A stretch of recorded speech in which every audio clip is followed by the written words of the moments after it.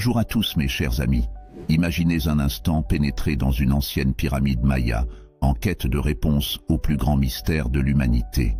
Maintenant, imaginez découvrir un secret si sombre que, une fois révélé, vous seriez prêt à tout pour revenir en arrière et ne jamais l'avoir appris. C'est précisément l'histoire de Benjamin Harris, un historien qui a vécu ce cauchemar en personne. Je m'appelle Charles et aujourd'hui, je vais vous raconter son incroyable aventure. Une plongée dans les profondeurs d'une pyramide maya, d'où il est ressorti avec un secret terrifiant. Quelque chose d'aussi sombre qu'il a tenté de le cacher pendant des années, mais dont il n'a jamais pu échapper aux conséquences. Et si je vous disais que ce secret n'aurait jamais dû être découvert? Peut-être est-il encore là, attendant d'être réveillé. Restez avec moi jusqu'à la fin de cette histoire fascinante et découvrez le secret enfoui dans les entrailles de la civilisation maya.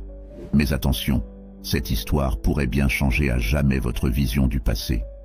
Avant de plonger dans ce récit inquiétant, n'oubliez pas de vous abonner à ma chaîne pour ne rien manquer de mes histoires et récits captivants. Maintenant, embarquons ensemble dans cette aventure obscure. Je m'appelle Benjamin Harris, historien et professeur à l'université de Sydney. Ce que je vais vous raconter est une confession, une tentative de me libérer de ce poids, ou peut-être un dernier avertissement. C'est l'histoire d'un voyage au cœur de l'ancienne civilisation maya qui a changé ma vie à jamais. Tout a commencé avec un simple email de l'Institut mexicain d'anthropologie et d'histoire. Rien que l'objet du message m'a coupé le souffle. Invitation à une expédition archéologique à Chichen Itza. Moi, Benjamin Harris, étais convié à enquêter sur la pyramide de Kukulkan, l'une des constructions les plus fascinantes et énigmatiques du monde maya. Mon cœur battait à tout rompre. Une chambre souterraine récemment découverte, couverte d'inscriptions non déchiffrées, venait d'être mise au jour. Pour un historien passionné comme moi, c'était un rêve devenu réalité. Pour cette expédition, je savais que je ne pouvais pas partir seul. La première personne à laquelle j'ai pensé était Lara Grant, ma femme et partenaire dans tous les sens du terme. Brillante épigraphiste, Lara avait le talent unique de déchiffrer les langues anciennes avec une facilité déconcertante. Elle était l'alliée idéale pour interpréter les inscriptions mayas.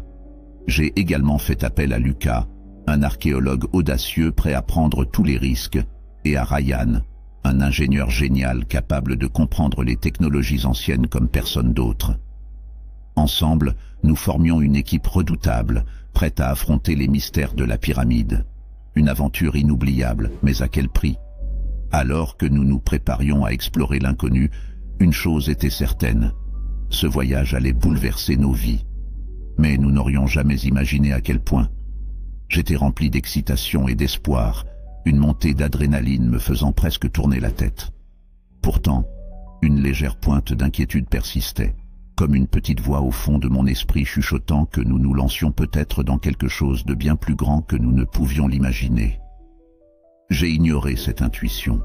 Après tout, qui penserait au danger lorsqu'on est sur le point de vivre une découverte archéologique époustouflante? Ce que j'allais bientôt apprendre, c'est que parfois, les rêves peuvent se transformer en cauchemars et que certains secrets devraient rester enfouis. Après des heures de route sinueuse sous une chaleur écrasante, nous sommes enfin arrivés à Chichen Itza. La première vision de la pyramide de Kukulkan nous a laissés sans voix. Même de loin, sa présence était hypnotique. Une structure colossale s'élevant au milieu de la jungle, défiant le temps lui-même. La pyramide dominait le paysage, enveloppée par la végétation dense, comme si elle protégeait jalousement un secret millénaire. Dès notre arrivée, des archéologues de l'Institut mexicain d'anthropologie et d'histoire nous ont accueillis et conduits directement à la base de la pyramide. La jungle environnante était vivante. Le chant des cigales, le bruissement des feuilles et des cris d'oiseaux inconnus formaient une symphonie étrange. Plus nous nous approchions, plus je ressentais un mélange de respect et d'appréhension, comme si nous étions sur le point de violer un sanctuaire sacré et dangereux.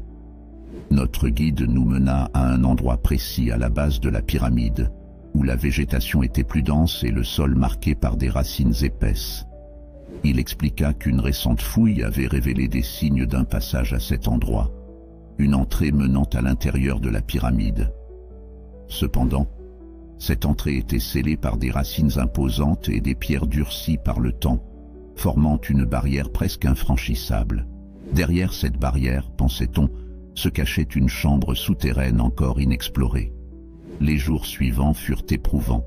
Sous un soleil implacable, nous avons travaillé sans relâche à dégager le passage, armés de machettes, de pelles et parfois de nos mains nues. Chaque racine enlevée, chaque pierre déplacée nous rapprochait un peu plus de ce mystère enfoui. Lara, avec sa patience infinie, coupait les racines avec précision, tandis que Lucas, toujours en première ligne, abordait la tâche comme une aventure palpitante. Ryan, méthodique, calculait chaque mouvement pour éviter d'endommager la structure ancienne. La détermination de l'équipe nous maintenait en action, même lorsque la fatigue menaçait de nous submerger. Je me souviens d'une nuit particulière. À la lumière des lanternes, la jungle était presque silencieuse. La pyramide semblait nous observer. L'air était chargé, comme si quelque chose attendait d'être dévoilé. Après des jours d'efforts acharnés, nous avons finalement brisé la dernière barrière. Avec un bruit sourd, le passage céda, libérant une vague d'air froid et dense, comme un soupir venu des entrailles de la terre. Une ouverture étroite dévoilait un escalier taillé dans la pierre brute, descendant en spirale vers l'obscurité. Descendre ces marches, c'était comme entrer dans une autre dimension. À chaque pas, la température chutait et l'air devenait plus lourd. Lorsque nous avons atteint le bas, une porte de pierre massive s'ouvrit avec un grincement sinistre, dévoilant une salle souterraine immense, sculptée dans les profondeurs de la pyramide. Les murs, couverts d'inscriptions scintillant à la lumière des lanternes, semblaient d'un presque vivant. Un silence absolu régnait, un silence ancien et oppressant. Au centre de la salle, un autel de pierre sombre trônait, usé par le temps mais toujours impressionnant. Je ne pouvais m'empêcher de ressentir une présence oppressante, comme si quelque chose nous observait. Tout semblait parfaitement intact, comme si cette salle avait attendu notre arrivée depuis des siècles. Les dessins sur les murs, les symboles étranges, tout semblait raconter une histoire oubliée depuis des millénaires. Nous avions franchi une barrière millénaire, et il était clair qu'il n'y avait plus de retour en arrière possible. Ce que nous avions réveillé dans cette chambre souterraine allait changer nos vies à jamais. Nous étions confrontés à des secrets que nous n'aurions peut-être jamais dû dévoiler. Épuisés par une longue journée de labeur, nous avions tout de même réussi à ouvrir le passage menant à l'intérieur de la pyramide. Mais conscients de notre fatigue, nous avons décidé de quitter les lieux et de revenir le lendemain, reposés et prêts pour une journée de découverte. Le matin suivant, dès que nous avons pénétré à nouveau dans la chambre souterraine, un mélange d'excitation et de malaise nous envahit. L'atmosphère semblait différente, plus lourde. Les murs, contrairement à ceux des autres ruines mayas que j'avais déjà explorées, étaient d'une finesse surprenante. Couverts d'inscriptions et de gravures, ils reflétaient à la lumière de nos lanternes, comme si ces œuvres venaient d'être réalisées. Chaque détail était d'une précision presque surnaturelle. Lara, captivée par ces écritures mystérieuses, s'approcha avec l'enthousiasme qui la caractérisait. Certains symboles étaient familiers, typiques de la culture maya, mais d'autres échappaient à toute logique. Ces motifs étranges semblaient appartenir à une langue oubliée ou à un style totalement inédit. Tandis qu'elle notait frénétiquement ses observations, il était évident que la richesse de ces inscriptions dépassait notre capacité d'analyse immédiate. Au centre du mur principal, un message se détachait, gravé avec une netteté saisissante. Il semblait être le cœur même de la chambre, une mise en garde. Celui qui franchira la limite fera face à la colère des dieux sans compassion. Ces mots, puissants et intimidants, nous glacèrent le sang. Un frisson parcourut mon corps, et je vis Lucas reculer instinctivement. Même Ryan, toujours si calme, semblait perturbé. Le silence s'abattit alors sur nous, si profond que même les bruits de la jungle à l'extérieur semblaient en s'éteindre. Lara murmura quelques mots sur une possible malédiction, mais sa voix tremblait, un fait rare chez elle. Pour moi, ce message ressemblait à un avertissement clair, une menace voilée qui nous interdisait d'aller plus loin. Lucas, dans une tentative de briser la tension, lança un rire nerveux. Des dieux sans compassion? Quelle absurdité! Mais le tremblement de ses mains trahissait son insécurité. Ryan, quant à lui, scrutait l'inscription avec intensité, comme s'il tentait de comprendre une vérité qui nous échappait. Le poids de ces mots s'imposait à nous. Nous étions silencieux, chacun perdu dans ses pensées. Cette limite mentionnée dans l'inscription, qu'était-elle? Et que risquions-nous si nous la franchissions? Tout indiquait que les anciens Mayas cherchaient à garder quelque chose enfermé, une vérité ou une force que personne ne devait découvrir. Mais quoi? Je ne pouvais me débarrasser de l'impression que cette chambre n'était pas simplement un lieu sacré. Elle semblait être une barrière, une prison érigée pour contenir quelque chose de sombre, d'insondable. Une force endormie que nous risquions, par notre présence et notre curiosité, de réveiller. Et au plus profond de moi, je savais que si nous allions plus loin, nous toucherions à l'interdit. Le 3e jour de notre exploration, nous étions totalement absorbés par la chambre souterraine. Chacun s'affairait à sa manière, concentré sur les inscriptions et les symboles qui tapissaient les murs, tentant de déchiffrer l'histoire qu'il semblait vouloir nous révéler.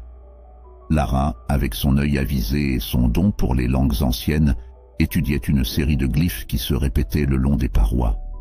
Elle était persuadée que ces symboles, une fois décryptés, pourraient nous en apprendre davantage sur la fonction exacte de cette chambre énigmatique.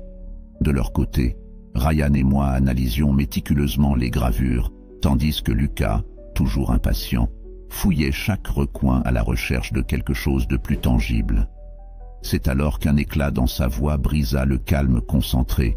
« Hé, venez voir ça !» Sa voix résonna dans la chambre, attirant instantanément notre attention. Nous nous sommes tournés vers lui, intrigués. Il se tenait près d'un mur qui, à première vue, ressemblait à tous les autres, mais une différence subtile attira nos regards. Derrière une inscription soigneusement sculptée, une ouverture était dissimulée, presque imperceptible. Lara s'approcha, passant ses doigts sur la surface rugueuse et froide de la pierre. Sous nos yeux ébahis, une entrée se dévoila, donnant sur un corridor étroit et sombre. Le passage, visiblement sculpté pour être caché, semblait à la fois inviter et mettre en garde. L'air qui s'en échappait portait une odeur de terre humide, presque suffocante. Nous nous sommes engagés à l'intérieur, avançant en file indienne tant l'espace était réduit. Chaque pas résonnait sinistrement dans l'obscurité oppressante, amplifiée par les murs resserrés autour de nous. La lampe de Ryan projetait des ombres déformées, donnant l'impression que les pierres elles-mêmes s'animaient. L'atmosphère était lourde, et chaque son, le froissement de nos vêtements, nos respirations haletantes, semblait amplifier notre malaise. Le couloir semblait interminable, s'étrécissant à mesure que nous avancions, comme si la pyramide elle-même cherchait à nous engloutir. Puis, enfin, après ce qui nous sembla une éternité, nous débouchâmes sur une seconde chambre. Plus petite que la première, elle dégageait pourtant une aura tout aussi puissante, presque intimidante. Les gravures sur les murs de cette salle étaient différentes, bien plus complexes et étrangères. Les figures sculptées représentaient des êtres élancés, aux bras démesurés et aux torses exagérément étirés, presque irréels. Leurs yeux disproportionnés semblaient nous suivre dans le silence de la pièce, bien qu'ils ne soient que de simples gravures. Autour de ces formes étranges, des symboles inconnus s'entremêlaient, défiant toute logique ou référence à la culture maya traditionnelle. Lara, fascinée, tenta de traduire ce qu'elle pouvait. Sa voix, presque un murmure, résonnait dans la pièce. « Il parle des mutamorphes, dit-elle, des êtres venus du ciel à bord de navires de bronze, des marcheurs entre les mondes. » Ces mots envoyèrent un frisson glacé le long de mon échine. Navires de bronze. Cela semblait à la fois absurde et étrangement cohérent, comme si ces inscriptions défiaient volontairement notre compréhension.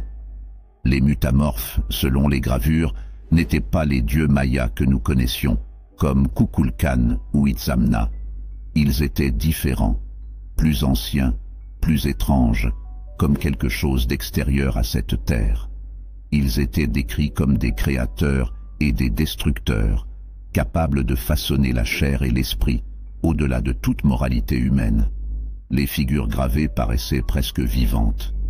À mesure que nous avancions, les ombres projetées par nos lampes donnaient l'illusion que ces êtres pourraient à tout instant émerger des murs. Ryan tenta d'apporter une explication rationnelle. Peut-être que « navire de bronze » est une métaphore pour des phénomènes naturels ou des rituels que les Mayas ne comprenaient pas. Mais sa voix manquait de conviction. La sueur perlait sur son front, et ses yeux fixaient les gravures avec une intensité troublante. Nous étions confrontés à quelque chose qui dépassait notre compréhension. Ce n'était pas qu'une simple découverte archéologique. C'était un mystère d'une autre époque, d'un autre monde. Une histoire qui parlait d'entités non humaines, présentes bien avant toute civilisation connue. Alors que nous étions tous absorbés par l'étude des gravures, Lucas, fidèle à son tempérament explorateur, s'éloigna pour examiner une colonne dans un recoin sombre de la salle. Il avançait prudemment, éclairant son chemin avec sa lampe torche. Puis, soudain, un cri déchira l'air. « Lucas !» Nous sommes restés figés un instant, stupéfaits, avant de nous précipiter dans sa direction. Quand je suis arrivé près de Lucas, une onde de choc m'envahit. Il était étendu au sol, coincé sous de lourds débris de pierre tombés du plafond, qui avaient écrasé sa jambe. Son visage était livide, de la sueur perlait sur son front, et son corps tout entier tremblait comme s'il avait vu l'indescriptible. « Lucas, qu'est-ce qui s'est passé ?» demandai-je, tentant de comprendre la situation. Il haletait, sa respiration rapide et saccadée, tandis que ses yeux, écarquillés par la terreur, fixaient un point au-delà de moi. « J'ai vu quelque chose bouger, là-bas. » Il pointa du doigt un mur derrière une colonne, sa main tremblante. C'était une ombre. Elle a bougé, et elle m'a regardé. Je te jure, elle m'a regardé. Je ne savais pas si Lucas délirait sous l'effet de la douleur, ou s'il avait réellement vu quelque chose. « Calme-toi, c'était sûrement juste ta lampe ou un reflet. Ne t'inquiète pas, on va te sortir de là. » Mais Lucas secoua frénétiquement la tête, une panique palpable dans ses gestes. Non, ce n'était pas un reflet, c'était vivant. Je le sais, ça avait des yeux, une forme. Ça venait vers moi. Ryan et Lara s'approchèrent pour m'aider à dégager les pierres qui piégeaient en Lucas. Tout en essayant de le rassurer, je continuais à lui répéter qu'il n'y avait rien, que ce n'était qu'un effet d'optique provoqué par les ombres et les inscriptions étranges sur les murs. Pourtant, alors que nous soulevions pierre après pierre, une sensation glaciale s'insinua en moi. L'air semblait soudainement plus lourd, oppressant, et une impression indescriptible d'être observé m'envahit. Je scrutais les environs, mais tout ce que je pouvais voir, c'étaient les murs froids de la chambre, couverts d'inscriptions mystérieuses. Lara, habituellement si calme et rationnelle, affichait une expression d'inquiétude. Ryan, lui, jetait sans cesse des regards furtifs derrière son épaule, comme s'il s'attendait à voir surgir quelque chose. Lucas continuait à marmonner. « C'est là, là, sur le mur. Pourquoi vous ne le voyez pas ?»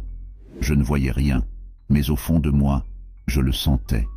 Les ombres semblaient plus épaisses, plus sombres, presque vivantes. Cela semblait à la fois absurde et étrangement cohérent, comme si ces inscriptions défiaient volontairement notre compréhension. Les mutamorphes, selon les gravures, n'étaient pas les dieux mayas que nous connaissions, comme Kukulkan ou Itzamna. Ils étaient différents, plus anciens, plus étranges, comme quelque chose d'extérieur à cette terre. Ils étaient décrits comme des créateurs et des destructeurs, capables de façonner la chair et l'esprit, au-delà de toute moralité humaine. Les figures gravées paraissaient presque vivantes. À mesure que nous avancions, les ombres projetées par nos lampes donnaient l'illusion que ces êtres pourraient à tout instant émerger des murs. Ryan tenta d'apporter une explication rationnelle. Peut-être que « navire de bronze » est une métaphore pour des phénomènes naturels ou des rituels que les Mayas ne comprenaient pas. Mais sa voix manquait de conviction. La sueur perlait sur son front, et ses yeux fixaient les gravures avec une intensité troublante. Nous étions confrontés à quelque chose qui dépassait notre compréhension. Ce n'était pas qu'une simple découverte archéologique. C'était un mystère d'une autre époque, d'un autre monde. Une histoire qui parlait d'entités non humaines, présentes bien avant toute civilisation connue. Alors que nous étions tous absorbés par l'étude des gravures, Lucas, fidèle à son tempérament explorateur, s'éloigna pour examiner une colonne dans un recoin sombre de la salle. Il avançait prudemment, éclairant son chemin avec sa lampe torche. Puis, soudain, un cri déchira l'air. « Lucas !» Nous sommes restés figés un instant, stupéfaits, avant de nous précipiter dans sa direction. Quand je suis arrivé près de Lucas, une onde de choc m'envahit. Il était étendu au sol, coincé sous de lourds débris de pierre tombés du plafond, qui avaient écrasé sa jambe. Son visage était livide, de la sueur perlait sur son front, et son corps tout entier tremblait comme s'il avait vu l'indescriptible. « Je vais juste jeter un coup d'œil rapide et prendre quelques photos, Ben. 1 minute. » Avant que je ne puisse l'en empêcher, elle s'élança vers le coin sombre, sa lampe torche éclairant le chemin. Tandis qu'elle s'éloignait, Ryan et moi échangions des regards tendus, conscients qu'il était inutile de discuter. Tout ce que nous pouvions faire, c'était attendre qu'elle observe et revenir rapidement. Nous restâmes immobiles, scrutant Lara qui approchait de cette zone obscure. Lorsqu'elle atteignit le coin, un petit cri de surprise nous fit tressaillir. « Vous devez voir ça !» dit-elle, sa voix trahissant un mélange d'émerveillement et de perplexité. Entraînant Lucas avec nous, Ryan et moi avançâmes lentement vers elle. Ce que nous vîmes alors nous laissa bouche bée. Un hôtel, différent de tout ce que nous avions rencontré jusqu'ici. Contrairement aux structures mayas en pierre habituelles, celui-ci comportait des éléments métalliques, d'un argenté éclatant, totalement incongru dans cette chambre millénaire. Des objets mystérieux étaient posés sur l'autel, scintillant sous la lumière tremblante de Lara. Les doigts fébriles, elle saisit son appareil photo et commença à capturer frénétiquement chaque détail, comme si elle documentait une découverte capable de bouleverser nos connaissances. « Ce n'est pas Maya », murmura-t-elle, presque pour elle-même. Nous l'entendîmes néanmoins, figés par l'étrangeté de la scène. Parmi les objets, une sphère métallique, couverte de symboles mystérieux, attira notre attention. Ces inscriptions semblaient presque extraterrestres. La sphère semblait émaner une énergie indéfinissable, presque palpable. Sans hésiter, Lara tendit la main et saisit la sphère. Je vis son expression changer. Ses yeux fixés sur les symboles luisants trahissaient une fascination mêlée d'un respect craintif. « Ceci, » murmura-t-elle, comme parlant à elle-même. « Il faut l'étudier. » Avant que je ne puisse protester, elle glissa la sphère dans son sac. Résignée, je ne fis qu'hocher la tête. Lara était ainsi, toujours prête à aller au-delà des limites, peu importe les risques. Nous reprîmes le corridor, mais cette fois, une lourdeur pesait sur nos épaules. Chacun de nous ressentait une présence oppressante, une sensation glaçante, comme si en prenant cette sphère, nous avions perturbé quelque chose. Je jetai des regards derrière moi, cherchant des ombres dans l'obscurité grandissante. Rien n'apparaissait, mais cette impression d'être suivi s'intensifiait. Lorsque nous émergeâmes enfin de la pyramide, la lumière du jour paraissait irréelle. Le soulagement fut bref. Cette sensation persistait. C'était comme si quelque chose, invisible et insaisissable, nous avait suivis hors de cet endroit maudit. Après avoir atteint le campement, nous amenâmes Lucas en urgence à la base médicale. Gravement blessé, il délirait, marmonnant faiblement. « Les ombres, elles sont là, elles sont là. » Ces paroles nous glaçaient le sang. Pendant que les médecins s'occupaient de Lucas, nous restâmes debout, hébétés, à l'extérieur. Lara, son sac en bandoulière, fixait le sol, perdu dans ses pensées. Ryan, essoufflé, avait les mains sur la tête. L'atmosphère pesante refusait de se dissiper et un malaise sourd nous envahissait tous. Quelques heures plus tard, à la tombée de la nuit, j'ai remarqué que Lara allait mal. Sa fatigue, que j'avais attribuée au stress, s'aggravait. Ses mains tremblaient et son teint devenait livide. Ses yeux, habituellement vifs, semblaient ailleurs, comme si elle fixait quelque chose au-delà du visible. À ce moment-là, je compris que la sphère n'était pas une simple relique. Elle portait un poids, une énergie qui nous dépassait. Je crois que j'ai besoin de m'allonger un peu, murmura-t-elle d'une voix faible et traînante. Je l'aidai à s'installer dans l'une des tentes, tentant de la rassurer, mais un pressentiment grandissait en moi. Quelque chose n'allait vraiment pas. Peu après, la fièvre fit son apparition. Au début, ce n'était qu'une légère montée de température, mais en quelques heures, sa peau était brûlante, comme si un feu la consumait de l'intérieur. Sa respiration devint lourde, saccadée, et la sueur ruisselait sur son front, trempant ses cheveux. La situation devint si critique que nous dûmes interrompre nos recherches. Tout était suspendu. Il était impossible de poursuivre sans Lara, notre épigraphiste, la clé pour déchiffrer les mystères de la chambre. Pourtant, à ce moment précis, sa santé primait sur tout. Je restais à son chevet, lui tenant la main, répétant des mots apaisants. « Tout ira bien, tu es juste fatigué, c'est la chaleur et l'effort. » Mais au fond, je savais que c'était bien plus grave. Son état se dégradait à une vitesse terrifiante. Sa peau, autrefois éclatante, devenait translucide, presque irréelle. Ses yeux, si pleins de vie et de détermination, s'éteignaient peu à peu, vidés de toute lumière. Quand elle se réveillait, ce qui devenait de plus en plus rare, c'était pire.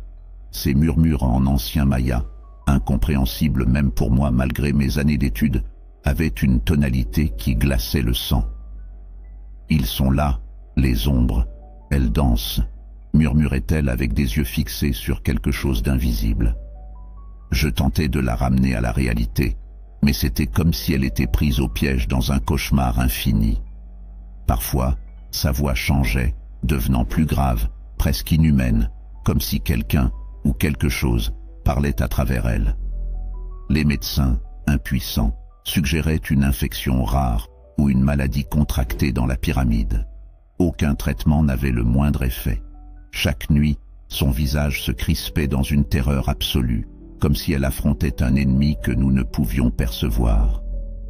Mercredi soir, elle se redressa soudainement, ses yeux grands ouverts, son souffle court. J'étais à son chevet, épuisé mais vigilant. Elle agrippa mon bras avec une force que je n'aurais jamais cru possible dans son état. « Ben, ils m'ont touché, ils sont en moi. » Sa voix n'était qu'un murmure, mais elle résonnait comme un avertissement sinistre. J'essayais de la calmer, mais au fond de moi, je savais que quelque chose de bien plus profond, plus sombre, s'était emparé d'elle. Chaque jour, son état empirait. Elle semblait consumée de l'intérieur, dévorée par une force invisible. Ses paroles incohérentes en maya devenaient plus fréquentes, plus effrayantes, presque prophétiques. Je sentais que cette obscurité ne venait pas seulement de sa fièvre. Quelque chose, libéré dans cette chambre maudite, s'était ancré en elle. Et elle n'était pas la seule. Lucas, lui aussi, allait de plus en plus mal. Sa blessure s'aggravait, devenant une plaie infectée qui refusait de guérir. Parfois lucide, il basculait sans prévenir dans un délire effrayant, ses yeux écarquillés d'horreur, parlant d'ombres qui le pourchassaient. Quant à moi, je ne pouvais qu'assister, impuissant, à la déchéance de mes compagnons. C'est alors que Ryan, désespéré, se souvint des photos que Lara avait prises dans la chambre. Il posa une main ferme sur mon épaule et déclara « Ben, ces photos, elles pourraient contenir des réponses. On doit analyser ce qu'il y avait sur cet autel. » Nous devions comprendre, avant qu'il ne soit trop tard. C'était une lueur d'espoir au milieu de cette obscurité oppressante. Nous avons pris le téléphone de Lara, posé à côté d'elle dans la tente. Ses mains étaient glacées et une angoisse sourde montait en moi, comme si chaque seconde comptait. Tandis que Ryan faisait défiler les photos, je priais silencieusement pour que nous trouvions quelque chose, n'importe quoi, capable de nous guider. Puis elles sont apparues, les inscriptions. Nous nous sommes assis, le cœur lourd, à examiner ces mots anciens. Les déchiffrer était notre unique espoir de lever la malédiction qui pesait sur nous. Les glyphes formaient des messages complexes, mêlés de figures étranges, ressemblant aux créatures que nous avions vues dans la chambre. Et à mesure que nous avancions dans leur traduction, l'horreur prenait un sens glaçant. En ramenant cette sphère métallique, Lara n'avait pas simplement récupéré un artefact. Elle avait aussi libéré une entité, une force ancienne et malveillante liée à cet objet. La sphère et l'entité étaient une seule et même chose. Mais maintenant, cette entité était en Lara, envahissant son corps et consumant son esprit. Mon estomac se noua à cette révélation. Ce qui détruisait ma femme, c'était un mutamorpo, un être emprisonné depuis des siècles dans cette chambre maudite, et que nous avions imprudemment relâché. Pourtant, il restait un espoir. Parmi les inscriptions, nous avons découvert des instructions pour briser la malédiction. Il fallait ramener la sphère à son hôtel d'origine. Ce geste renverrait le mutamorpo à son lieu de captivité. Mais le prix à payer était terrifiant. Un sacrifice humain était nécessaire. Une vie devait être offerte pour rétablir l'équilibre et apaiser la colère des dieux. Ces mots résonnèrent en moi comme une sentence.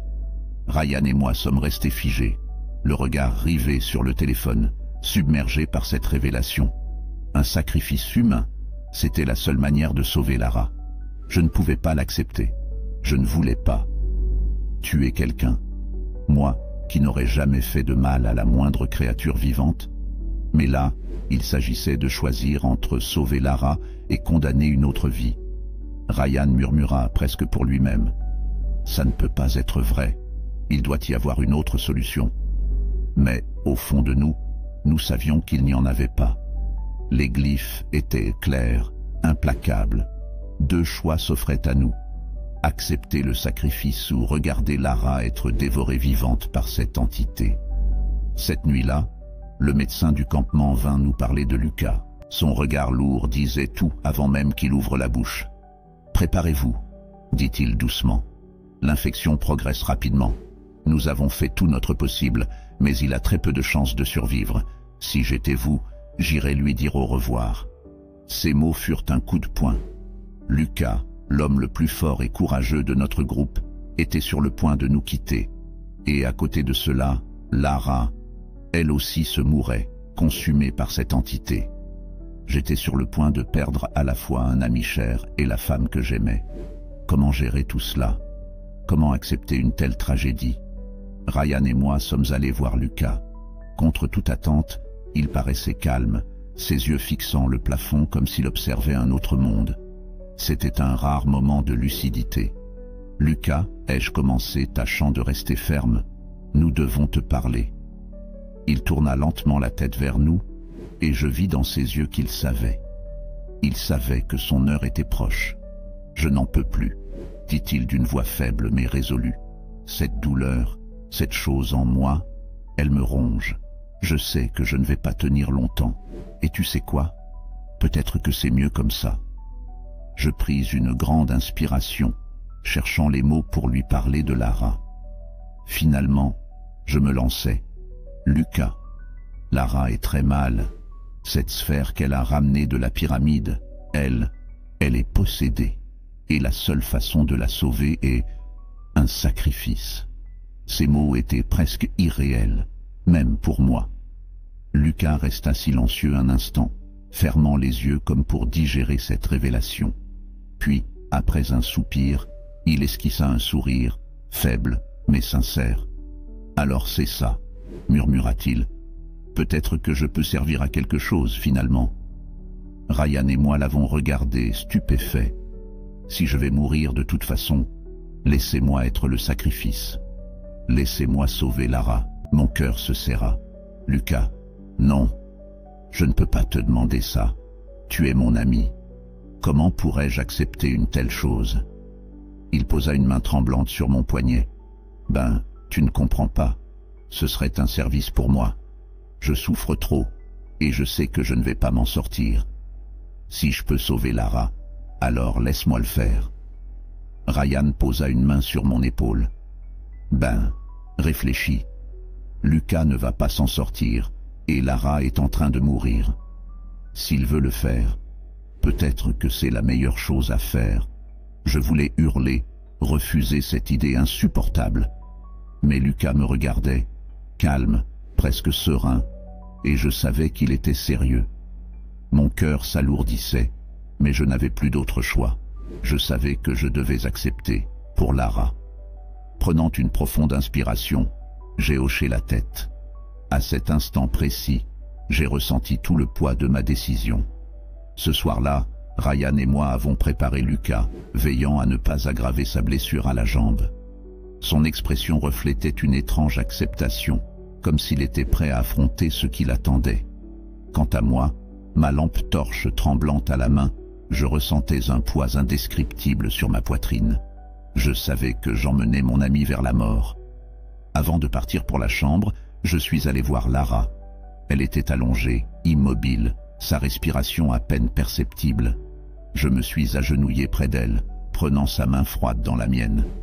À son oreille, j'ai murmuré « Je vais te sauver. Tiens bon, je te ramènerai. » Elle ne répondit pas, et je sentais que le temps nous manquait. Sans hésiter davantage, j'ai pris la sphère métallique dans son sac et rejoint Ryan et Lucas. La nuit était noire, sans lune, comme si le monde plongeait dans un abîme. Ensemble, nous avons marché vers la pyramide, prêts à affronter ce qui nous attendait, pour sauver Lara et libérer Lucas. La route jusqu'à la chambre fut l'une des épreuves les plus difficiles de ma vie. L'air était chargé de tension, chaque pas pesant comme un fardeau insurmontable. Ryan et moi soutenions Lucas, presque en le traînant. Ses gémissements de douleur étaient étouffés et sa fièvre brûlait sous nos mains. Plus nous approchions, plus il perdait connaissance, son corps devenant lourd, sa respiration saccadée. « Tiens bon, Lucas », murmurai-je, tentant de garder espoir. Pourtant, je savais que ses forces l'abandonnaient. Rejoindre l'entrée de la chambre semblait une éternité. Lorsque nous sommes enfin entrés, l'air lourd et oppressant m'a frappé, comme si la pyramide respirait autour de nous. Les ombres dansaient sur les murs, déformées par nos lampes torches, et le silence n'était brisé que par nos respirations résonnant contre les pierres anciennes. Nous avons déposé Lucas avec précaution au sol. Son visage était livide, luisant de sueur. Il était inconscient. Nous devions agir vite. Je tenais la sphère métallique dans mes mains tremblantes. Elle semblait froide et lourde, presque vivante. Tout mon corps frissonnait alors que je la remettais à sa place sur l'autel, comme nous l'avions trouvée au début de cette tragédie. Ryan et moi avons observé les inscriptions gravées sur la pierre. Les mots maudits étaient clairs. Pour rendre la vie à celle qui a été touchée, une vie doit être offerte. Une boule d'angoisse monta dans ma gorge. C'était un cauchemar éveillé. Je fixais Lucas, allongé, et tout en moi criait que ce n'était pas possible. Ryan me secoua violemment. « Fais-le, Ben. Le temps presse. C'est Lara ou Lucas. » À cet instant, quelque chose en moi se brisa. Lucas était déjà au seuil de la mort, son corps abandonnant le combat. « Aide-moi à le mettre sur l'autel », dis-je d'une voix que je ne reconnaissais pas. Ryan hocha la tête, et ensemble, nous avons soulevé Lucas pour l'y poser. Alors que son dos touchait la pierre froide, il poussa un dernier gémissement avant que son corps ne se relâche. Ryan détourna le regard, incapable de regarder davantage. J'étais seul, moi et Lucas, mon ami, celui qui avait tout donné pour sauver Lara. Une dague rituelle, ornée d'inscriptions scintillantes, reposait près de l'autel. Mon cœur se serra. « Pardonne-moi, Lucas », murmurai-je. D'un geste rapide, je fis ce que je devais faire. Le sang de Lucas s'écoula sur l'autel, atteignant la sphère métallique. Celle-ci se mit à briller, d'abord faiblement, puis intensément, emplissant la chambre d'une lumière aveuglante. Une vibration profonde secoua les murs, et un grondement inhumain emplit l'espace. C'était terminé. Lucas était parti. Mais au campement, Lara ouvrit les yeux. Ses joues reprirent des couleurs, et elle était libre de l'entité qui l'avait possédée. Quand je suis retourné auprès d'elle, elle m'a regardé avec une douceur mêlée de confusion. Que s'est-il passé? J'ai l'impression de sortir d'un cauchemar. Je lui ai menti, racontant que Lucas, dans un moment de désespoir, avait sacrifié sa vie en détruisant la pyramide. Elle pleura, mais elle était vivante. Et moi, brisé, je savais que je porterais à jamais le poids de ce sacrifice. Merci d'avoir regardé cette vidéo jusqu'à la fin. Votre soutien signifie énormément pour moi. Si vous avez apprécié le contenu, n'oubliez pas de laisser un like, de vous abonner à la chaîne pour ne rien manquer, et d'activer la cloche de notification pour être informé dès qu'une nouvelle vidéo est publiée. Partagez cette vidéo avec vos amis ou vos proches, si vous pensez qu'elle pourrait leur plaire, et laissez vos impressions en commentaire. J'ai hâte de lire vos retours. Merci encore pour votre temps et votre engagement. À très bientôt pour de nouvelles aventures.